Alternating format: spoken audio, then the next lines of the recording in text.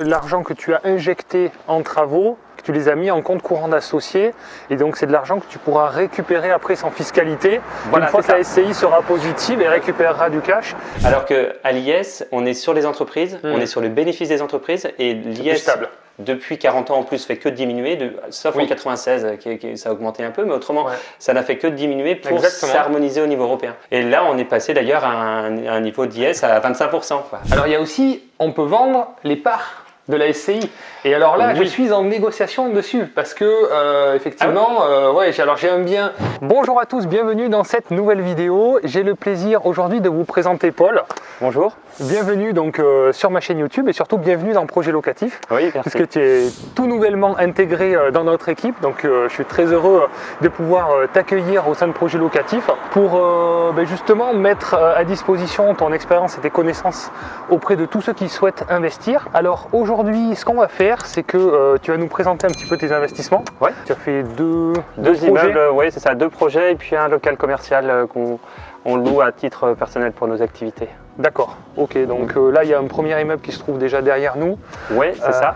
On va parler un petit peu de ce projet et puis après tu nous expliqueras un petit peu le deuxième projet que tu as fait aussi, un deuxième immeuble. Ouais. Et puis on se retrouvera dans tes bureaux pour vraiment détailler ton parcours et parler aussi d'un sujet qui va intéresser à mon avis beaucoup de monde.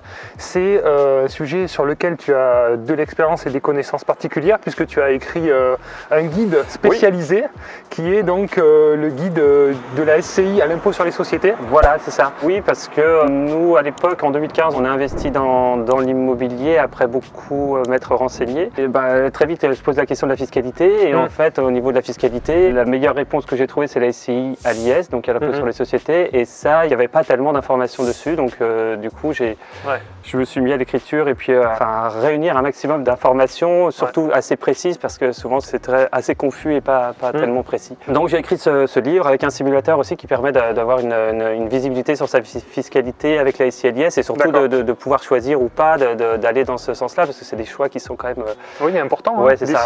Oui, tout à fait. Je suis en pleine revente éventuelle d'immeubles qui est justement dans le cadre d'une SCI à l'IS. Donc je suis en pleine analyse de fiscalité au moment de la revente. Et oui, justement, on en parlera tout à l'heure. Justement, plus en détail parce que justement, tu as vraiment poussé l'expertise au plus profond. Souvent, on connaît les grandes lignes, mais il y a beaucoup de choses à savoir et à connaître dans ce statut qui peut être vraiment intéressant et optimisé. Oui, c'est ça. Si c'est optimisé, ça peut vraiment être avantageux et surtout la situation de chacun et si c'est adapté et à la situation et au projet en fait. Il n'y a pas de miracle dans la fiscalité. Il y a quand même un certain équilibre en fait pour chacun et puis d'ailleurs c'est tant mieux. Il faut faire les bons choix au début. Puis, oui, voilà, c'est surtout ça qui est important. Ouais, tout à fait. Bon, mais très bien. Allez, c'est parti. On montre l'immeuble et puis après on détaille un petit peu ton parcours et avec plaisir. Tout ça. C'est parti.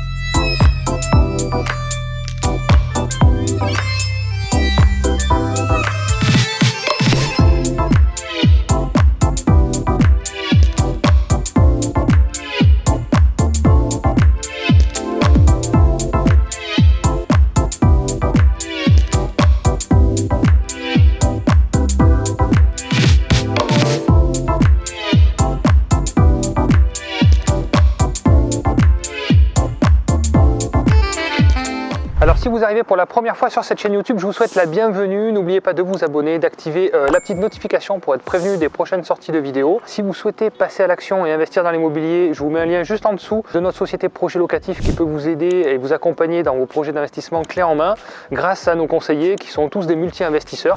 Donc comme Paul, que vous allez découvrir aujourd'hui dans cette vidéo, vous pouvez donc les solliciter pour vous proposer des projets rentables et adaptés à vos objectifs. Paul, s'il y a des personnes qui souhaitent faire appel à tes services, toi, quel est donc tu viens d'intégrer Projet Locatif, donc justement fraîchement intégré, et justement plutôt pour l'instant disponible parce que la plupart de nos conseillers ont déjà pas mal de clients. Et toi tu viens d'arriver, donc profitez-en.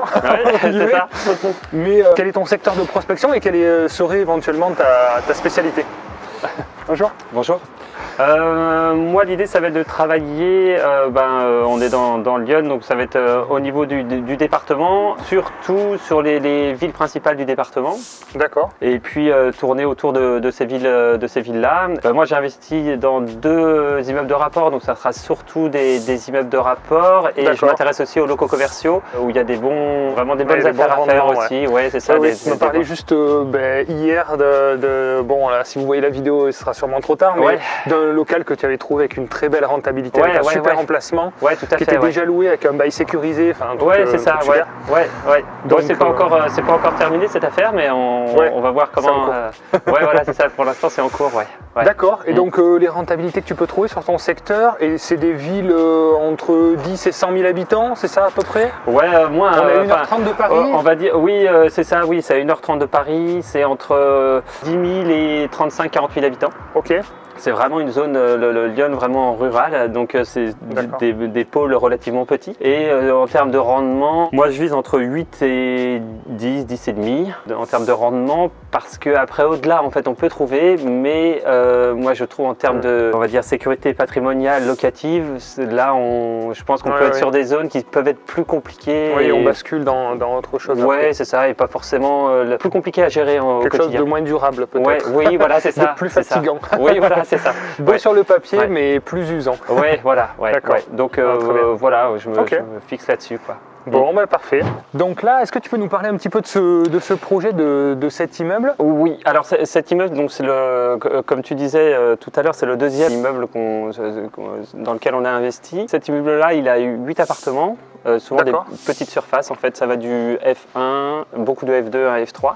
D'accord. Comment c'est organisé justement là de l'extérieur? Tu peux nous dire de l'extérieur, en gros, il y a la porte avec les communs qui va desservir les différents appartements. Et en fait, à gauche de la porte, de chaque côté, il y a les deux F1 en gros, le F3 et après à l'étage tous les F2 et un dernier F2 sur la gauche là. D'accord, donc 8 lots sur 8 ce bâtiment. Oui, c'est ça, donc c'était ça qui était d'ailleurs intéressant. Moi j'ai trouvé intéressant parce que c'est des surfaces qui ne sont pas très grandes, autour de 40 mètres carrés l'appartement à peu près, sauf sur les F1 qui sont plus petits, donc autour de 25 mètres carrés. D'accord. Et ça permettait d'optimiser vraiment au niveau de la rentabilité. Ouais, c'est ça, au niveau de la rentabilité. Et puis l'avantage aussi, c'est d'avoir des loyers qui sont pas trop gros et donc du coup avoir un poids pour le locataire qui est oui. Ça correspond à la demande locale? C'est ça, oui. C'est ça. Okay. Ouais, tout à fait. Parce que là, on ne l'a pas dit, mais donc on est dans Lyon, on est à 30 minutes d'Auxerre. 25 minutes d'Auxerre, oui, c'est ça, dans une petite ville de 3000 habitants, un petit peu moins, et puis à côté d'une plus grande ville de 6-7 000 habitants. Donc on a un bassin de population autour de 10-12 000 habitants à peu près. Oui, très bien. Donc, est-ce que ça se loue? Oui, justement. Parce que là, 3000 habitants, pour ceux qui sont en région parisienne, ça peut ou faire les Bordelais, 3000 habitants, c'est un quartier, quoi. Ouais, c'est ça. Donc, alors que dans Lyon, expérience par rapport à ça, ça fonctionne oui, très bien. Ça fonctionne bien. Oui, je suis très content parce que, effectivement, c'était aussi ma crainte d'ailleurs au départ. J'étais pas certain à 100% tant que j'étais pas sur le bien et donc oui, si ça se loue très bien. D'accord. Après on a la gare qui est pas très loin non plus et puis surtout on a fait en sorte que ça se loue bien aussi parce qu'on a rénové l'ensemble des appartements. Donc ça permet d'avoir une prestation qui est intéressante et qui fait que on optimise les visites. On n'a pas beaucoup de visites à chaque fois. Dès qu'il y a peut-être 2-3 visites, mais ça suffit tout de suite pour que ça soit pris. Il y a beaucoup de demandes, donc je trie en amont et puis après en fait la plupart du temps le bien est tout de suite pris dès la première visite. D'accord. Donc ça c'est très confortable. Et c'est intéressant. Là sur cette année, j'ai eu 1 mois de vacances locatives sur l'ensemble de l'immeuble, sur les 8 appartements. Sur un appartement? Sur un appartement, j'ai eu 1 mois, mais c'est de ma faute, c'est parce que j'ai tardé à mettre l'annonce. En fait, j'ai tardé à mettre l'annonce et du coup ça a décalé un petit peu. Ça a décalé, mais c'est surtout ça. C'est moi qui n'étais pas hyper dispo à ce moment-là et puis mais autrement tout est loué. Si on peut donner vraiment être précis, tu laisses une annonce immobilière 2 jours, 1 semaine, 1 mois. Combien tu as de coups de téléphone? Et donc tu as dit au niveau des visites, tu as 4 visites, entre 2 et 4 visites à peu près. Ouais, et ça se loue à 100% du temps? C'est ça, 2-4 visites parce que je trie, parce qu'autrement j'en aurais beaucoup plus. Dans le sens où si je le laissais plus longtemps, évidemment il y aurait d'autres demandes. Je ne saurais pas dire en termes de coups de fil, je sais pas, une vingtaine de coups de fil. À peu près. Une vingtaine de coups de fil sur 1 semaine, on va dire. Ça donne déjà un ordre d'idée. 1 semaine, 15 jours, je dirais quelque chose comme ça. Après sur tous ces coups de fil là, il y a tous les dossiers de passe-passe. c'est clair. Maintenant, en plus, on est vigilant là-dessus pour avoir les garanties loyer impayés. On prend toujours systématiquement des assurances ou par la garantie Visal. D'accord. Et donc, l'annonce, c'est assez variable en fait, parce que je le mets souvent le dernier mois de préavis ou le mois de préavis selon la configuration. Oui, d'accord. Donc généralement, je laisse le temps d'avoir le chèque de caution. Moi, je réserve avec le chèque de caution. Oui, très bien, je fais pareil. Ouais, comme ça, et ça engage le locataire, parce qu'autrement, ça m'est déjà arrivé d'arriver le jour J, en fait, le locataire changement d'avis. Changement d'avis du locataire. Oui, changement d'avis, voilà, c'est ça. Il a décidé autre chose parce que oui, et puis ça peut se comprendre. Voilà, il peut avoir. Oui. Mais c'est vrai que ça engage quand même, et puis ça monte parce qu'il y en a qui disent oui sans finalement se rendre compte des engagements qu'il prend. Oui, c'est ça. Donc je fais pareil, signature du bail, avec date prévisionnelle effectivement d'entrée dans les lieux, à la date de sortie du locataire, comme ça on évite la vacance locative, et surtout réservation grâce au chèque de garantie. Oui, c'est ça. Ça, c'est vrai que c'est des petites choses à connaître et qui permettent de sécuriser. Oui, de sécuriser, parce qu'autrement il peut y avoir d'optimiser les choses. Des petits soucis. Donc là, tu avais tous les appartements, on va vous montrer un peu, alors là les appartements sont loués actuellement, on va vous montrer un petit peu les communs, un petit peu l'organisation intérieure, un petit peu les compteurs, tout ça. Mais quand tu as acheté cet immeuble, c'était tout à rénover, c'était déjà loué ou pas loué? Comment ça s'est présenté? Oui, alors c'était un peu compliqué en fait. Quand je l'ai visité, il devait y avoir 4 appartements de loués. D'accord. 4 ou 5. Il y en a un qui a dû partir entre temps. Mais tous les appartements étaient dans un état, on va dire, vieillissant. Et dont 2 qui étaient carrément dans un état insalubre. C'est-à-dire que l'agence ne voulait même plus les louer tellement ils étaient abîmés. C'est vrai que quand on voyait l'appartement, on n'avait pas du tout envie de le mettre en location ou de l'utiliser comme tel, quoi. Donc l'idée c'était de faire la rénovation sur l'ensemble des appartements. Et l'idée au départ, en fait, c'était de prévoir une enveloppe travaux pas trop importante au niveau de l'emprunt. D'accord. Et d'utiliser les loyers qui étaient en train de tomber sur les 4 ou 5 appartements loués et qui financeraient une autre partie des travaux. En faisant un différé. En faisant un différé, c'est ça. Récupérer la trésorerie pour la réinjecter au fur et à mesure. Ça, c'était le plan prévisionnel. C'est ça. Et puis un plan, ça bouge, ça vit. C'est ça. Et en fait, ça s'est pas passé comme prévu. Non, ça a beaucoup bougé parce que, en fait, entre le moment où on a signé le compromis et le moment où on a signé la vente, l'acte authentique, il y avait déjà 2 locataires qui étaient partis, donc il en restait plus que 3. Ah oui, d'accord. Et sur les 3, il y en avait un qui ne payait pas. Ok. Voilà. Et ça, je l'ai appris en récupérant les clés. J'avais déjà signé en fait. C'est l'agence immobilière qui m'annonce ça, qui me dit par contre on a un petit souci avec un locataire. D'accord, bien. Au moment de l'acte authentique. Ouais, c'est ça. Et ça a été difficile parce que ce locataire-là était en plus de ne pas payer assez violent. Ah ouais, en plus au niveau du comportement. Oui. Avec moi, il y avait les artisans qui étaient là aussi qui faisaient les travaux, donc ça a été aussi compliqué comme pour ça. Enfin, c'était un peu là pour le coup la mauvaise surprise pour l'immeuble. Comment tu t'en es sorti du coup de cette affaire? Ça a pu bien ça c'est avoir bien une issue. Oui, à peu près. En fait, ça a duré quand même. Je ne sais pas si ça a duré un an et demi ou 2 ans. Ça a duré longtemps. Où il est resté quand même. Il a même fait comme effectivement l'appartement nécessitait des travaux, mais ça c'était prévu. Nous on l'aurait pas mis en location comme ça, mais il était déjà dedans. Il a fait intervenir la CAF. Pour montrer que c'était insalubre. Ah oui, ça c'est une technique aussi, j'entends dire aussi, Et pour justifier le non-paiement du loyer, pour retourner la faute sur le propriétaire. Oui, c'est ça. Alors moi j'ai dit, oui, ok, pas de problème, et moi j'étais d'accord en plus que ça nécessitait des travaux, et donc on a fait faire le nécessaire. Alors le nécessaire c'était quand même relatif, c'était les fils électriques qui sortaient du plafond pour la douille, c'est relatif.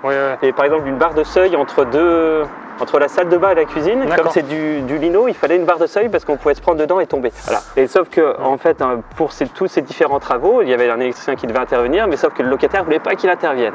Oui, parce qu'en fait, toute sa stratégie tombait à l'eau. Lui, il ne voulait pas spécialement les travaux au fond. Enfin, j'imagine que c'était plutôt pour justifier le fait de ne pas payer. Enfin, moi, ça m'est arrivé aussi.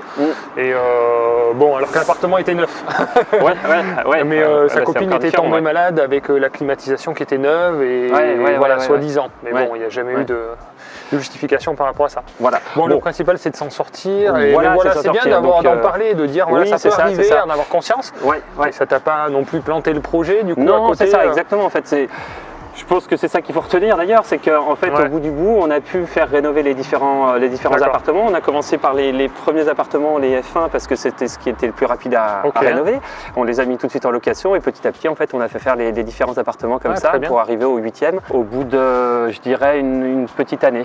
Voilà, Donc tu as dû chose comme ça. rajouter un petit peu d'argent qui n'était peut-être pas budgétisé au départ dans Ouais, même l'enveloppe beaucoup, globale en fait. du projet. D'accord. Ouais, là, Ok. vraiment pour être sincère, c'était beaucoup plus que prévu. Alors je pense que j'ai voulu aussi sur le papier faire une très belle affaire et donc du coup de diminuer un peu le budget travaux. De minimiser le budget de travaux. Ouais, c'est ça. Et en fait, comme le premier immeuble avait généré pas mal de trésorerie, on a utilisé aussi cet argent-là pour le très réinvestir, bien. pour faire les travaux. Donc c'est ce qui nous permet d'avoir aujourd'hui un emprunt qui est moins important Oui. et puis du coup avoir un cash flow qui est plus important Tout à par fait. définition. D'avoir fait travailler finalement votre épargne C'est ça, dans en fait, oui, quelque on a- chose de plus rentable. C'est ça, on a fait ça comme ça. Et puis l'idée là maintenant, ça va être on va refaire la cour par exemple. D'accord. On va rendre propre très bien. vraiment l'ensemble, quoi. Ok. En tout cas, la façade, bon, on voit que c'est un petit peu sale Oui, et tout, ça- mais on voit que c'est propre. Ouais. C'est Oui, elle est propre, C'est du même si ciment. ça commence à être délavé. Ça c'est pareil, ça fera partie là, des. c'est un petit coup de nettoyage, quoi. C'est ça, Faire un de petit coup de projet nettoyage. de nettoyage, ouais. peinture. Et puis en tout Ok. cas, il n'y a pas de structurellement de gros défauts. Très bien. Et puis le petit plus aussi de cet immeuble, c'est que je ne sais pas si on le voit, mais on a donc des panneaux photovoltaïques. Ouais, on voit ça, ouais, Voilà. tout à fait. Alors c'est un plus parce que ça génère autour de 2000 € par an Ah ok. de revenus qui sont en plus D'accord. en fait. On touche Excellent. en une fois au mois de septembre. Donc C'est un petit plus, c'est sympa. Ouais, c'est ça, Ah ouais. c'est toujours ça qui est pris et c'était l'ancien propriétaire qui avait mis ça en place, quoi. D'accord. Donc ces panneaux, oui, ça date d'il y a quand même pas mal d'années, j'imagine, et ça date continue d'il y a à 10 produire. ans. Oui, ça continue à produire. Ouais, là, il très n'y a bien. pas de diminution au niveau de la production. Et alors, par contre, il faut bien. savoir que c'est valable 20 ans, hein, les contrats. Ah, Ouais. d'accord. Et après, après ça descend. Mais bon, après, pendant, oui, nous, c'est on a bien. acheté en 2016 et voilà, c'était Ok. 2010. Et donc, on a 14 ans Ouais, 14 ans à 2000 bénéficier. €, c'est Ouais, pas mal, quoi. Ouais, c'est pas mal. Ah ouais, ça Ouais, fait des belles ouais. sommes à prendre. Ouais, tout à fait. Voilà. Très bien. Mm. Bon, on va voir l'intérieur. Ouais. Vite fait, on va voir un peu les communs.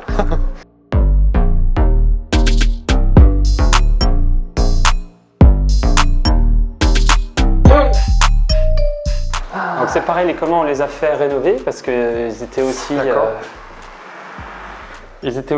abîmés, pas mal abîmés quoi. Ah oui. On a refait faire les peintures, le placo au niveau des plafonds pour que D'accord. pour que ça soit plus propre. Il y avait le bloc boîte aux lettres qui n'existait pas, c'était des boîtes aux lettres un peu à l'unité mais qui n'étaient pas homogènes, c'était pas, ça faisait vraiment pas propre quoi. Ça, l'impression quand on rentre dans les communs, Ouais, c'est c'est important. hyper important. Ouais. Des boîtes aux lettres cassées. Ouais, c'est ça fait tout de suite pas. On se demande ce qui se passe dans cet immeuble. Voilà, donc, c'est ça. Là, on a fait faire un petit truc, c'est pour la femme de ménage qui passe tous les 15 jours, comme ça permet Ouais, de un garder petit à peu coffrage pour près. Ouais, ranger. c'est à peu près propre. Et puis il restera éventuellement les escaliers à. J'avais fait faire un devis D'accord. pour qu'ils soient nettoyer un peu, nettoyés, ouais. Reponcer un peu, tout ça. Ouais, D'accord. c'est ça. Ouais. Ah oui, donc il y a les compteurs, il y a une partie en bas, il y en a là. Et voilà, en fait, oui, là, il y a les compteurs de l'étage, en fait, des 4 appartements de l'étage. D'accord. Et puis le compteur Des communs. des communs. Ah, parfait. Donc en fait, il y a les 8 compteurs, enfin les 9 Très bien. compteurs du coup avec les communs. Donc tout est bien desservi, tout est individuel. Voilà, c'est ça. Et puis après avec chaque lot bien différencié. Donc D'accord. Donc là, tu as ça, c'est individuel. Ouais. Après, le chauffage, c'est électrique. ouais, tout est en électrique. Ouais. Donc pas de problème, il n'y a pas de gaz. Et après, non, il n'y a pas de gaz.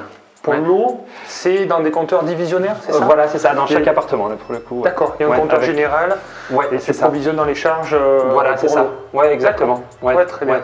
Ouais. Donc là, tu provisionnes, j'imagine, quoi, 40 € par mois, 40-50 € par mois pour les ordures ménagères. Non, on est autour l'électricité. plutôt de 20 €. De 20 Ah bon € de Ah, charge mais par l'eau est mois. pas chère ici. Ouais, non, l'eau est pas chère. Ah oui, c'est Non, ça, oui, non, parce non, que je suis vraiment assez pas cher. surpris. Ouais, non, D'accord. parce que c'est autour de, je sais plus, c'est 1,15 € le mètre cube, c'est vraiment pas cher. D'accord. Vraiment Ah pas oui, cher. intéressant. Ouais. Ah bah très bien. Donc, Mais dans je- ces secteurs-là, c'est vrai que ça vaut pas forcément le coup de mettre des compteurs individuels. Alors finalement, parce que souvent, je recommande de mettre des compteurs individuels parce que ça évite d'avoir des charges trop élevées.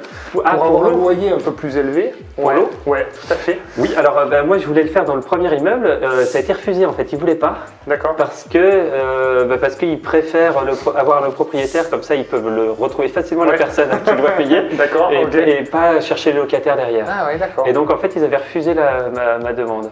Ok. Et là c'est vrai que je me suis même pas. Non mais là avec des charges comme ça vaut même pas le coup de se poser la question. Ouais. Tout à fait. Oui, donc là on voit que les communs sont propres, sont bien entretenus. Tu fais passer quelqu'un pour l'entretien des communs ou tu fais gérer par les locataires Oui, c'est ça. On a pris une femme de ménage en fait. Alors avec la SCI, c'est un des inconvénients avec la SCI Aliès d'ailleurs, c'est que souvent les femmes de ménage elles marchent en CESU et on peut pas avec la SCI Aliès. Oui. Et donc la facture. Ouais, c'est ça, ouais. Et puis on n'est pas un particulier. Oui. Donc du coup on l'a embauché. On n'a pas pu faire autrement. J'ai pas trouvé d'autres solutions. Un petit contrat 2 heures par mois. D'accord. Donc vraiment un petit contrat. Mais comme ça, elle passe 1 heure tous les 15 jours. Elle nettoie un petit peu et puis elle vérifie que tout va bien et elle m'informe si jamais il y a besoin en fait. Ouais, ça me permet d'avoir quelqu'un qui vient régulièrement et qui me dit s'il y a un souci. Oui, c'est très bien. Donc c'est voilà, c'est un compromis. Ça fait pas des charges trop élevées et puis oui, mais divisé sur 8 appartements. Ouais, c'est ça. Voilà. Quand il y a des petits immeubles de 2-3 appartements, ça peut faire monter un peu les charges, mais là divisé en 8, c'est ça. Finalement ça passe bien. Ouais. Et par expérience, c'est très compliqué que les locataires puissent s'entendre entre eux pour le ménage. Non, ouais, ça marche pas. Je l'ai souvent essayé, ça marche plus ou moins un temps, mais c'est jamais parfait. Oui. Et ça peut faire des histoires entre eux, enfin c'est vraiment pas conseillé quoi. Ouais, alors c'est vrai que je l'ai fait quand même sur l'autre immeuble. Ouais. J'avais cherché quelqu'un, j'avais pas réussi à trouver quelqu'un, c'était pas concluant et donc j'ai proposé vraiment à un locataire qui était là depuis longtemps, de confiance, si ça lui allait, moyennant en fait de s'occuper des containers et donc des poubelles pour le tri sélectif et puis pour les poubelles classiques et puis les communs de nettoyer un petit coup de balai régulièrement. Et très là ça semble aller. Mais j'ai fait ça pour là ici aussi pour les containers en fait. Je fais une diminution de loyer. Très bien. De 30 € par mois et puis le locataire s'occupe de sortir les poubelles. Très bien. Ouais, c'est des bons compromis. Voilà, et comme ça, tout le monde est gagnant. Parce que je trouvais pas de solution et en plus là c'est des levées qui sont payantes. Ah oui. Au bout d'un moment, donc en fait si on laisse les poubelles dehors, il y a tous les voisins qui vont faire poubelle. Ah oui, aussi. Voilà, parce que ils payent pas la levée comme ça. C'est vrai qu'il y a ce problème de containers souvent à gérer. Et ça c'est tout bête, mais au début ça a été très compliqué. Oui, pour trouver la bonne solution. Je me suis retrouvé avec plein de poubelles dans la cour de l'immeuble. Ah ouais, ça m'étonne pas. Et parce qu'en fait j'avais pas du tout la solution et puis compris qu'il y avait ce problème là en fait à gérer. Et donc une fois qu'après c'était parti, mis en place et après il n'y avait plus de problème quoi. Voilà. Bon, très bien, beau petit projet. Alors ce qui nous intéresse en tant qu'investisseur, c'est le cash flow, les chiffres, le rendement. C'est ça exactement.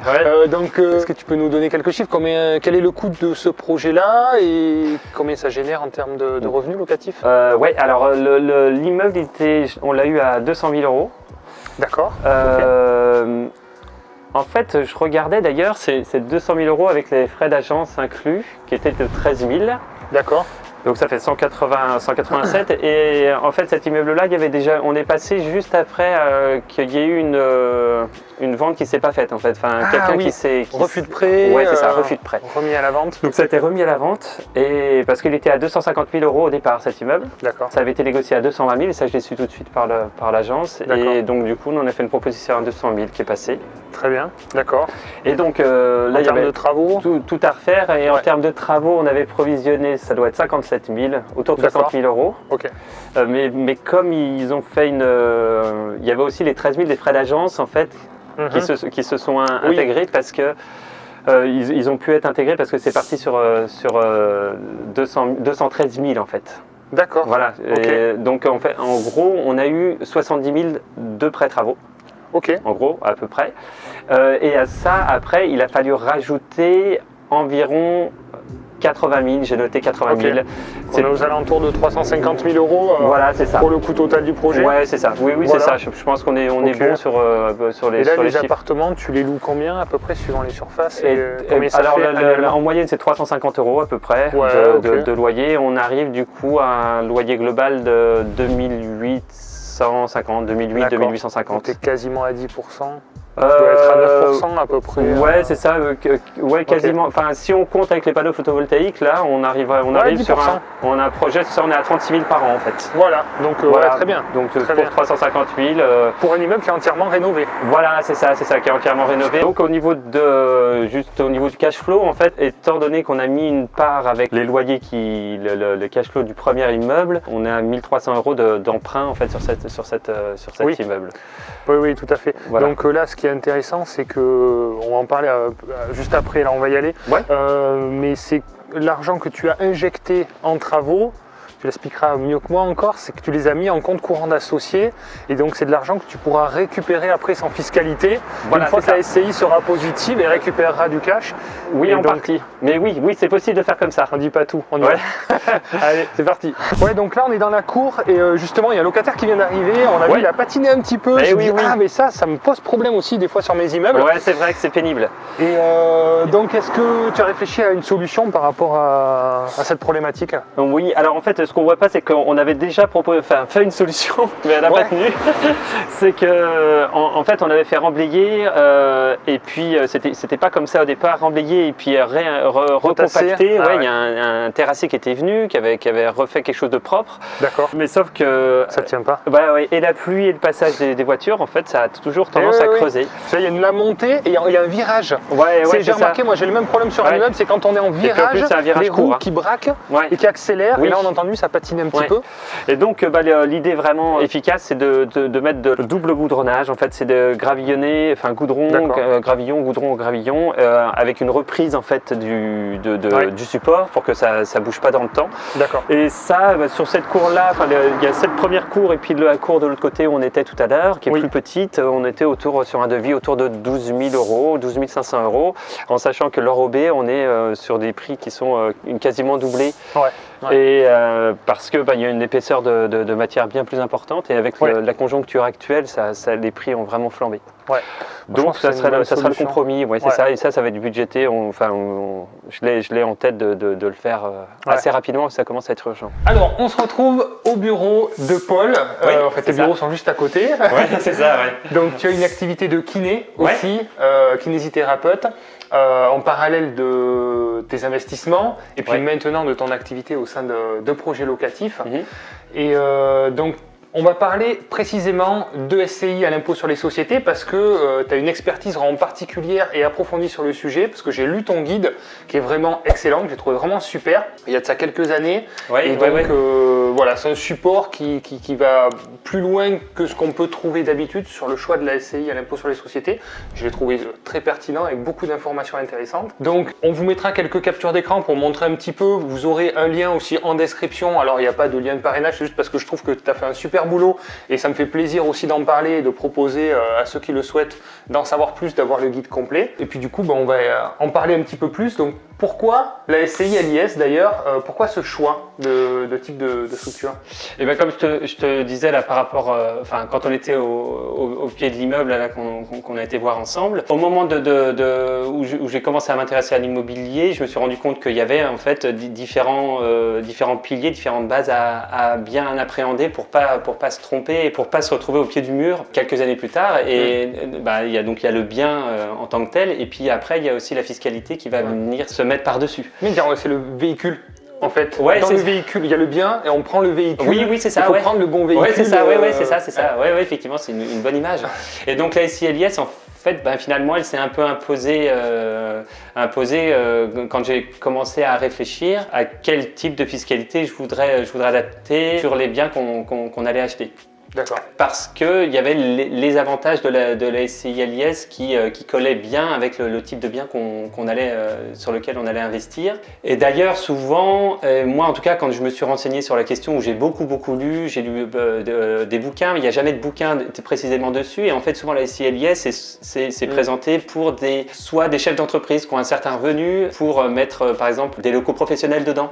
D'accord. Ou alors pour quand il y a encore une fois un patrimoine important, et puis d'encapsuler ce patrimoine avec ses revenus locatifs. Mais souvent, finalement, c'était souvent abordé pour des gens qui avaient beaucoup de moyens et avec une tranche marginale d'imposition qui était très importante. Oui. Et nous, c'était pas du tout le cas parce qu'on payait pas d'impôts en fait à l'époque parce qu'on a des enfants, enfin bref, et puis on n'est pas dans une période où on paye des impôts. Mais malgré tout, c'était quand même avantageux pour nous. En tout cas, ça me semblait quand même avantageux. Judicieux, ouais. Voilà, ouais. Et donc, juste pour finir par rapport à cette question, ce qui a vraiment fait qu'on... déterminer ce choix. Ouais, déterminer ce choix, c'était surtout la maîtrise fiscale. C'est-à-dire qu'en fait, il y avait une visibilité sur du long terme par rapport à l'imposition. Et ça, moi qui ai besoin de maîtriser un peu le sujet, au moins j'étais sûr que j'allais pas me retrouver à un moment donné, être obligé de revendre un des immeubles ou de jongler avec la trésorerie et en ayant toujours peur de ce qui allait tomber en fait en foncier, quoi. Avec une fiscalité souvent subie en nom propre et maîtrisée.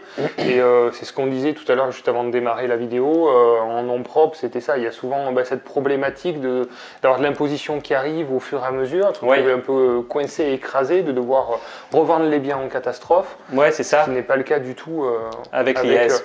Voilà. Donc c'est ce qu'on appelle la fuite en avant du déficit foncier. Moi, je suis un peu dedans aussi.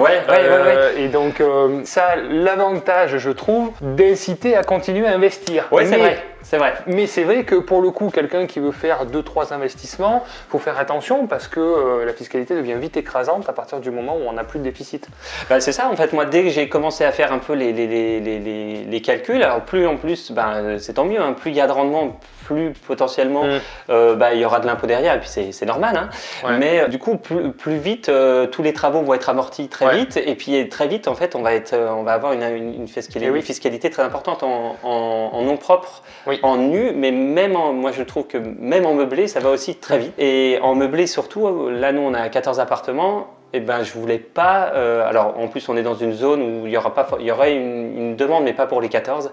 Et je me disais, ça va déjà être la gestion locative vraiment importante. Ça prend du temps, mais plus si c'est du meublé, ça va me prendre un temps.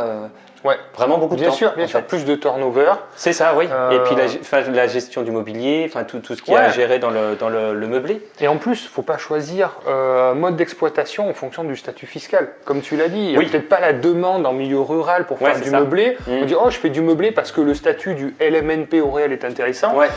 Mais on n'a pas vérifié finalement la demande locative. Donc c'est quand même la base. Pardon, je te coupe. Non, juste pour terminer, c'était par rapport aux limites maintenant du LMNP qui ont été revues à la baisse. Et effectivement, dès qu'on excède un peu plus de 23 000 euros de chiffre d'affaires, maintenant il n'y a plus le choix. Voilà, il n'y a plus le choix et que ça dépasse son revenu professionnel. On passe en loueur meublé professionnel. Et là, par contre, c'est d'autres charges. D'autres conséquences fiscales, quoi. Et justement, c'est aussi l'intérêt de l'IS, je trouve. Il y a une visibilité. L'IS, ça concerne les entreprises. Et les entreprises, la fiscalité des entreprises, en fait, les gouvernements successifs, ils n'y touchent pas trop. Non. En fait, ils touchent d'abord la fiscalité, souvent des particuliers. Et quand on voit qu'il y a énormément de progression, de variation sur la fiscalité des particuliers, parce que c'est beaucoup plus facile, ça ne va pas impacter très fortement l'économie. Alors qu'à l'IS, on est sur les entreprises, on est sur le bénéfice des entreprises, et l'IS, depuis 40 ans en plus, fait que diminuer, sauf en 96, ça a augmenté un peu, mais autrement, ça n'a fait que diminuer pour s'harmoniser au niveau européen. Et là, on est passé d'ailleurs à un niveau d'IS à 25%.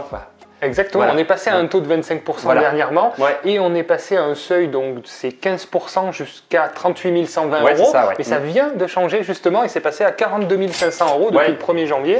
Donc ils ont revu encore une fois, c'est à la baisse, légèrement à la baisse. Donc plutôt en faveur justement des propriétaires et du statut. Donc c'est intéressant. Parce que l'idée, c'est quand même de favoriser l'économie et les entreprises.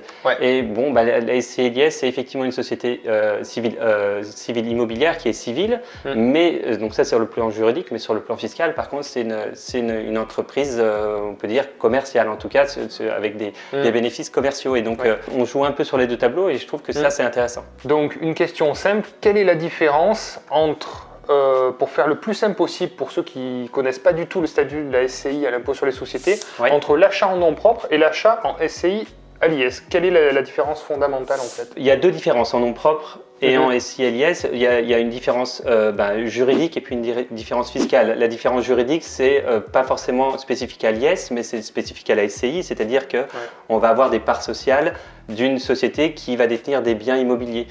Donc l'intérêt de ça, c'est que ça va permettre de revendre ou de donner ses parts sociales à ses enfants, par exemple, dans le cas de donation. Donc il va y avoir une flexibilité sur ces parts sociales qui sont propres à la SCI. Ça, c'est la première chose, c'est la partie juridique. Il y a une flexibilité avec des règles au sein de la SCI qui sont plus faciles à mettre en œuvre plus souple qu'en nom propre, où on est tout de suite en indivision, dans le cas d'un héritage, par exemple, et qui peut compliquer en tout cas pas mal les choses sur le choix qu'on va faire. Le choix qu'on va faire du bien. Ça, c'est la première chose sur les SCI. Et sur ce qui est de l'IS, de l'option à l'IS, c'est une option qu'on va demander, de l'impôt sur les sociétés. La grosse différence, en fait, c'est que les revenus, enfin les loyers qui vont être perçus par les SCI vont être complètement indépendants fiscalement des revenus personnels. C'est-à-dire qu'on va avoir, moi j'ai ma déclaration comme tout le monde d'impôt que je fais au mois de mai à titre personnel, familial. Dans cette déclaration-là, il n'y a aucun loyer qui vont apparaître parce qu'en fait tous ces loyers, ils sont dans la déclaration indépendante de la SCI qui est à l'impôt sur les sociétés. Donc en fait, voilà, c'est ça, on va vraiment mettre de côté dans une zone bien définie ces loyers et qui vont pas avoir de conséquences sur le personnel. Très bien, avec un bilan finalement. Voilà, c'est ça qui est intéressant.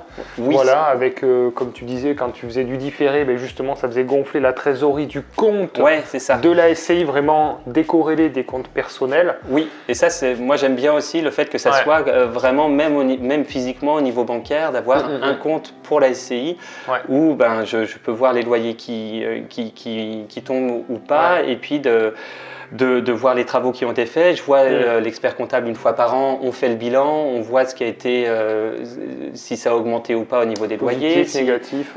C'est ça, au niveau des travaux, au niveau des déficits qu'il peut y avoir par rapport aux amortissements. Enfin voilà, c'est toute une logique indépendante. Donc d'accord, on a la société qui fonctionne bien, on maîtrise la fiscalité. C'est vrai, très intéressant pendant la durée de détention. C'est ça. Mais à chaque fois, la question qui revient, c'est au moment de la revente. Si on économise pendant la durée d'exploitation finalement de la fiscalité, on va se faire taper dessus au moment de la revente, puisque la plus-value est calculée sur l'amortissement. Enfin, du coup, comment ça fonctionne au moment de la revente? On va revendre le bien dans la SCI, comment ça se passe? En fait, l'avantage de l'IS, donc c'est encapsulé, et puis c'est aussi que le bien va être amorti durant plusieurs années. C'est-à-dire qu'en fait, on va considérer que ce bien va avoir une durée de vie de 60 ans, et on va prendre le prix du bien et on va l'amortir, donc prendre une fraction de ce montant qu'on va déduire fiscalement des loyers qu'on va percevoir chaque année. Le but, c'est d'expliquer la dévaluation comptable d'une manière simple. C'est ça. Et d'expliquer que le bien a une certaine valeur comptable. Chaque année, il va y avoir des déductions faites de ce bien-là. C'est ça, un certain montant qui va être déduit des bénéfices en fait. Ce qui fait que les bénéfices, forcément, s'il y a un montant qui est déduit, nécessairement sont diminués. Et ce qui permet de diminuer aussi l'impôt, parce que l'impôt est calculé sur les bénéfices. Cet impôt sur les sociétés. Et donc, ça a l'avantage que durant une grande partie d'acquisition du bien, on va payer très peu d'impôts. Parce qu'il y a ces amortissements qui sont là. Tout à fait. Par contre, ce que tu disais tout à l'heure, à la revente, c'est là où effectivement ça pique, mais en même temps, c'est le jeu fiscal et c'est tout à fait normal.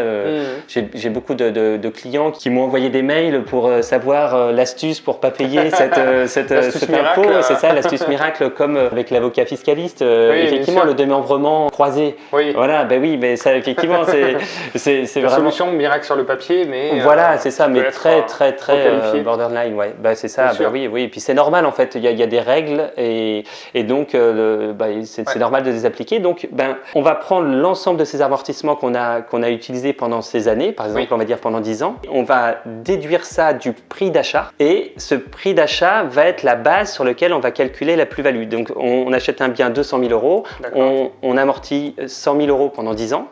J'exagère les chiffres parce que c'est moins normalement, mais 100 000 euros pendant 10 ans. Au bout de 10 ans, on revend le bien, on va dire 300 000. Voilà, on va donner de la valeur. Voilà, c'est ça. 300 000. Et donc, en fait, la plus-value, elle ne va pas être calculée entre 200 et 300 000. Donc, ça ne va pas être 100 000 euros, mais ça va être les 200 000 euros moins les 100 000 euros d'amortissement, donc ça fait 100 000 euros, qu'on déduira des 300 000. Oui. Donc ça fera une plus-value au total de 200 000 euros. Et c'est pas fini parce que là, on a 200 000 euros, une enveloppe qui est à l'intérieur de la SCI LIS. Et sur cette enveloppe-là, on va payer l'impôt sur les sociétés parce que c'est un bénéfice comme un autre, cette vente. Donc on va payer 15%, voilà, on rentre un peu plus technique, mais 15% en gros sur 42 000 euros maintenant, avant 38 000, et 25% sur le reste. On enlève ça. Et donc en gros sur ces 200 000 euros, je n'ai pas le là, c'est bon, chiffre. On peut se payer la Porsche là. Le chiffre, pas tout de suite. Encore, c'est ça. Faut attendre encore un peu. Donc c'est ça, il va nous rester, je sais pas, on va dire 150 000 euros, j'ai pas fait le calcul, hein, mais on prend un exemple, 150 000 euros, et sur ces 150 000 euros, là, si on veut les toucher personnellement, il faut les sortir de la SCI. Oui. Et les sortir de la SCI, ça veut dire payer, donc les sortir en dividende, donc on va payer la flat tax, la flat tax, ou alors on va choisir de payer les prélèvements sociaux et la tranche marginale d'imposition, selon notre cas en fait. Et on va enlever encore 30% de ce montant-là. Donc on va enlever sur 150 000 encore 45 000. Donc au final il va rester 105 000 alors qu'on avait 200 000 au niveau, enfin 200 000 de plus-value. Et à la vente, je ne sais pas quelle trésorerie on a. Voilà, donc tout ça pour dire que c'est conséquent. Voilà comment ça se passe. Par contre, juste pour terminer, moi, tous les calculs que j'ai pu faire, c'est que évidemment, on a toujours la trésorerie nécessaire pour payer l'impôt. Et c'est tout le principe de l'IS, en fait, c'est qu'on a toujours la trésorerie nécessaire, en gros, pour payer l'impôt, que ça soit durant la durée de vie du bien, qu'à la revente. C'est effectivement des sommes importantes, mais on s'en sort toujours et on arrive toujours. Enfin, je veux toujours gagnant à la fin. Voilà, c'est ça, exactement. Il reste toujours de l'argent et il reste toujours quand même, malgré tout, quelque chose quand même de conséquent. Tout à fait. Et puis, est-ce qu'on va revendre finalement aussi le bien? Parce que c'est vrai que finalement, on dit on regarde la sortie, mais si c'est des beaux biens que vous avez bien achetés, qui se louent bien, que vous avez bien rénové, moi, en tant que bon père de famille, c'est des biens que j'ai envie de garder. J'ai tellement travaillé pour trouver les biens, pour les faire rénover, pour en faire des beaux petits immeubles qui rapportent des revenus récurrents. L'avantage de l'investissement locatif, je trouve que c'est des revenus récurrents sur des années. Et je l'espère, moi, pour des générations aussi. Et c'est ça qui me donne l'envie et la motivation de continuer à investir de la bonne manière et pas chercher des trucs hyper rentables, des fois un peu casse-gueule. D'avoir des beaux immeubles que je veux transmettre et tous ces biens-là, moi, je les mets dans des SCI LIS parce que finalement, je vais les garder et ça ne me dérange pas parce que j'aurai peut-être jamais cette plus-value à la revente. J'aurai toujours de l'exploitation avec une fiscalité maîtrisée et des revenus que je peux prendre au fur et à mesure. Comme tu l'as dit très bien, une transmission qui va pouvoir s'organiser assez bien et assez facilement avec comme ça des donations de parts qui sont très faciles à organiser. À organiser, oui, tout à fait. Et là, dans ces cas-là, là, tu es complètement gagnant parce que du coup, il n'y a pas d'impact. Et après, alors certains disent à ça que oui, mais tu laisses l'impôt pour tes enfants et tes petits-enfants. Oui, peut-être, d'accord, mais tu laisses aussi un immeuble qui a des revenus et puis avec un capital, d'accord. Mieux vaut peut-être avoir un capital qui soit pris de 50% que de pas de capital du tout. C'est comme tout, en fait, quand on a quelque chose, bien sûr, on est tous pareils, on a envie de ne pas payer forcément beaucoup d'impôts. En même temps, mais c'est normal aussi, c'est la contribution, je trouve, à la société. Enfin, je veux dire, cet impôt, il sert aussi à quelque chose. Il y a un moment où on ne peut pas éviter. Voilà, il y a un moment où alors on est limite et on fait des choses qui sont limites et que, comme on l'a vu dans la vidéo avec l'avocat, qui peuvent être requalifiées. On assume les risques. Voilà, moi, c'est pas ma vision. Non, ce qu'on essaye de vous montrer un peu sur cette chaîne, c'est faire des choses qui soient durables sur le long terme et surtout d'avoir une sérénité aussi, de tranquillité d'esprit qui vous permet d'envisager l'avenir et de continuer à développer son patrimoine. Mais chacun fait ses propres choix et assume les conséquences aussi, quoi. Oui, c'est vrai. Alors il y a aussi, on peut vendre les parts de la SCI. Et alors là, je suis en négociation dessus parce que effectivement, alors j'ai un bien que finalement, on part sur une stratégie, finalement là, j'ai peut-être réfléchi à faire autre chose et j'ai peut-être une proposition de rachat de parts sur une de mes SCI. D'accord. Et c'est vrai que c'est assez intéressant aussi d'étudier la question parce que c'est quelque chose qui se fait rarement. Oui, rarement. Oui. Pourquoi? Parce que c'est vrai que c'est compliqué de faire financer un rachat de parts. Ouais. Malgré tout, j'ai un acheteur, moi, qui n'a pas besoin de financement bancaire, qui a vendu une entreprise, qui a des fonds et qui souhaite avoir des revenus locatifs. Donc d'ailleurs, on a de plus en plus de clients qui arrivent, qui veulent transformer souvent leur épargne dans des revenus. Voilà, donc ça se fait de plus en plus. Ouais. Et donc, il partirait sur un paiement sur le rachat de parts. Ah oui, ok. Parce que le rachat de parts à l'IS, il récupère donc tout l'historique. Oui, et c'est pour ça que généralement c'est peu fait parce que ils rachètent aussi l'amortissement déjà pratiqué. Ouais, c'est ça, je vais dire la dette, mais oui, l'amortissement déjà pratiqué. Donc la valeur nette comptable du bien au moment où ils rachètent les parts. Alors voilà. Je sais pas là pour le coup comment. Justement, c'est intéressant d'avoir cette discussion. Vous avez trouvé un compromis. Effectivement, il perd cet amortissement là. Ouais. Mais il va gagner. Alors moi, il me reste un peu de prêt aussi un crédit sur ce bien-là. Et donc aujourd'hui, les taux augmentent. Et donc l'avantage qu'il a aussi, c'est on va demander un transfert de crédit, de cautionnement. Et donc lui, il va récupérer un crédit qui est déjà amorti depuis 7 ans. C'est un crédit que j'avais fait sur 20 ans. Et on sait que sur le premier tiers, il y a la plus grosse partie d'intérêt. Ben oui, d'intérêt. Et sachant que j'avais un taux qui était intéressant, qui était à 1,60. Et en plus, qui est modulable. Ah oui, ok. Donc il reste 13 ans. Et donc j'ai payé plus d'intérêts, donc il reste maintenant beaucoup de capital à rembourser, donc il bénéficie de mon taux et éventuellement une modulation des mensualités.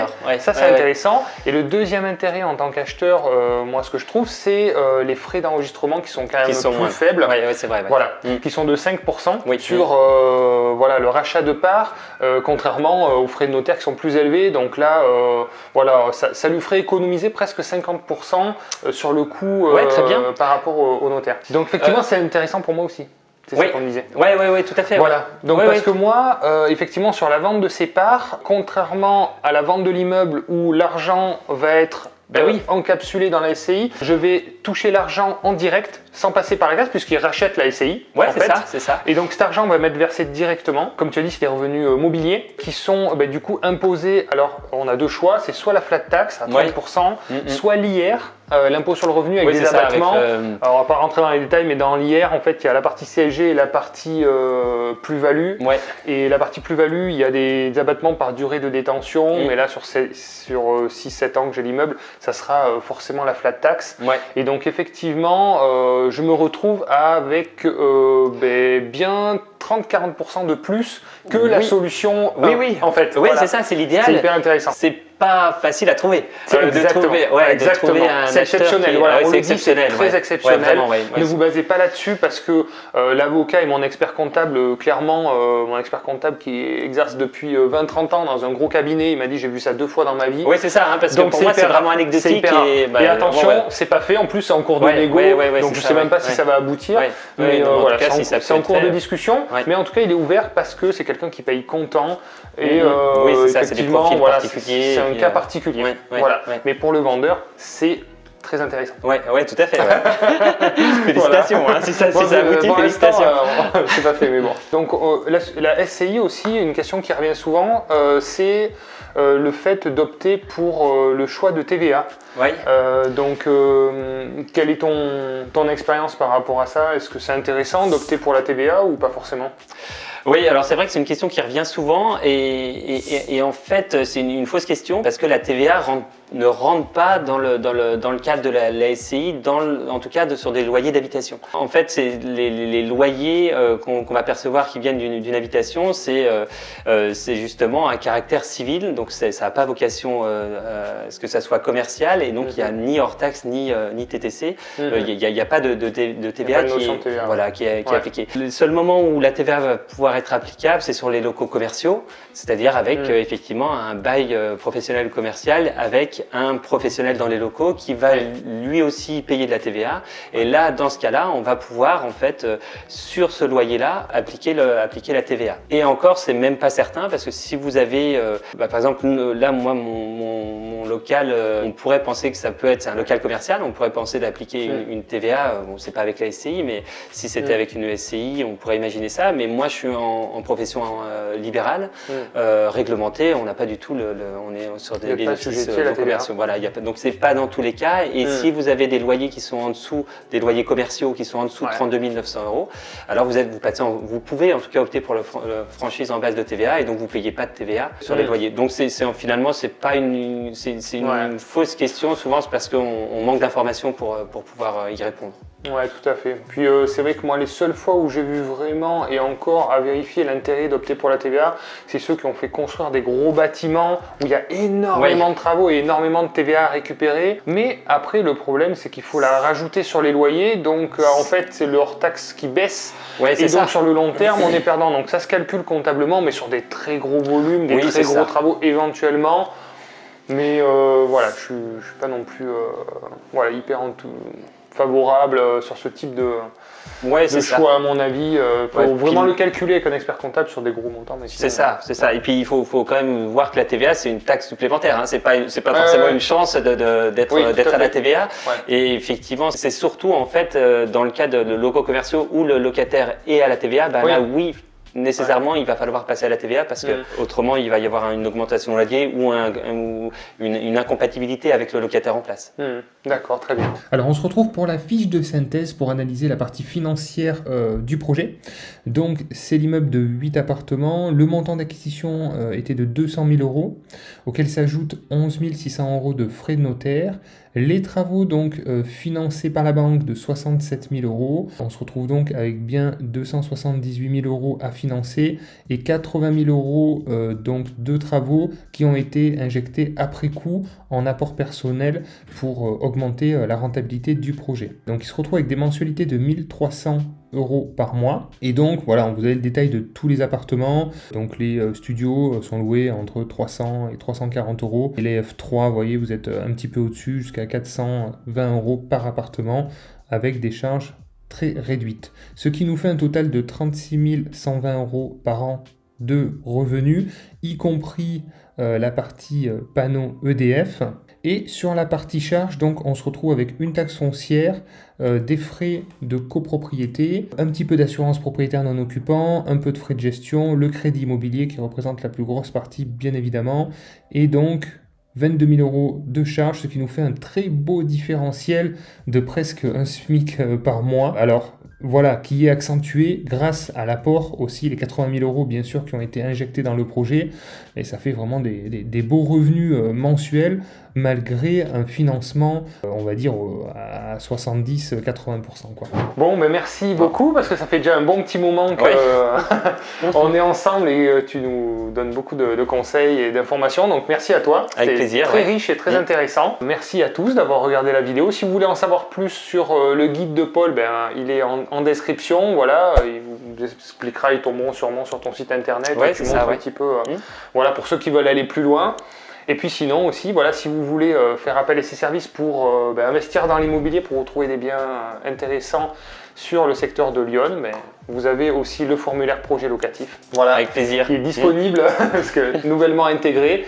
Et puis pensez à vous, surtout pensez à investir parce que voilà, la conjoncture actuelle va mal, les taux augmentent, les prix de l'immobilier vont s'effondrer, voilà. C'est ça, on entend passer ça en boucle sur les grandes chaînes. Nous on fait tout l'inverse, on continue d'investir, on continue d'acheter. Pour moi en tout cas personnellement l'année 2023 elle part très très bien, donc il y a plein de belles choses à faire et l'immobilier il faut le voir sur le long terme, il y aura toujours des fluctuations un peu de prix, il y aura toujours des remontées de taux après des redescentes, voilà. Mais en tout cas sur le long terme on est toujours gagnant. C'est vraiment cet effet de volume et de continuité qui fait que on arrive à développer un patrimoine important. Voilà, merci à tous d'avoir regardé la vidéo. N'hésitez pas, le petit like qui fait plaisir. Et puis sinon on se retrouve très vite pour de nouvelles vidéos. Ciao les investisseurs. Au revoir.